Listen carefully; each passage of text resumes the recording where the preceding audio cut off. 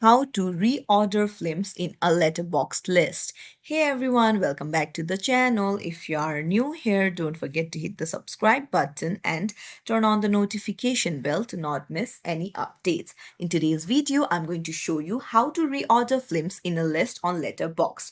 This is perfect if you want to rank your movies from best to worst or organize them in a specific order. So let's get started. First, open up any browser and head over to the Letterboxd website. And then you need to tap on your profile and then go to list. Now find the list that you want to reorder and then scroll.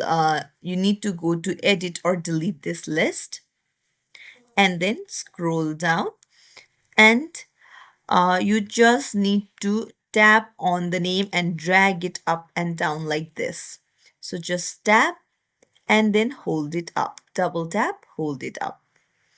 So like this, you can reorder the film and then you can rank them, group them and organize them however you like. Don't forget to hit save after you're done.